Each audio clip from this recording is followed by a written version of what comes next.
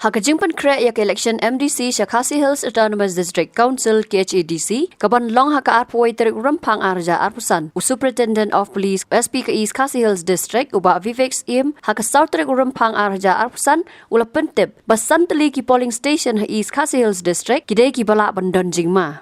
Habakran sikilat pathai kubor u Vivek im ulaang bakatanat Pulit kan bo san perton ki kenhon Pulit ha East Khasi Hills District ban pentik nai ka jingyat bet yat nanti baka jinglong sngan ke election haki jaga tap vote.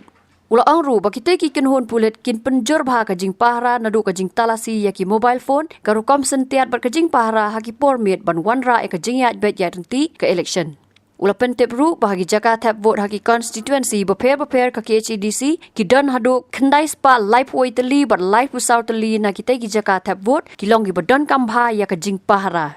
Well, the law and order situation is very much under control. It is peaceful right now, and we have no reports of any clash or conflict. As the days run by, we'll be getting additional force, and there'll be about 5 companies which will be deployed in East Khasi Hills in toto. That means including polling stations, vulnerable areas, critical areas,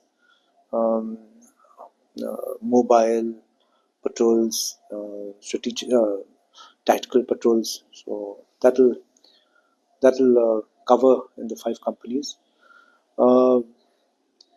We actually strengthening our night nakas, that means night checking. There's a lot of intensified mobile patrolling and foot patrolling at night, and even during the day in certain pockets. So to ensure that things are peaceful, things are under control, that the public are safe. As of now, we're taking it day to day. There are a lot of public functions and campaigns which have started in different pockets of the district, and our people are manning those places. Things are very much okay. Wherever there's vulnerable and critical, How many? vulnerable, there are about 34 polling stations which are vulnerable, and about 5 polling stations are critical.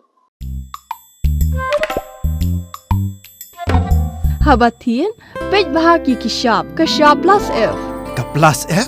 Hakabam bangibam dunaki eki bataye kamet. Namar kata habathiru atau kau kamlu ka umpnyang kadut pej ya kashap plus F haka jingsom.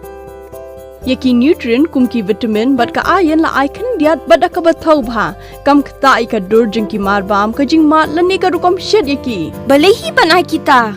Kadon ka we ka jing mentoy ba kongsan. Ka kot ka kia. Ka nutrition ba khambha ka jing im ba khambha pendon kam daki marba modon ka sharp plus F menta kasni. Lawan Ra Shafi Lingba ko office jong Commissionerate of Food Safety Meghalaya.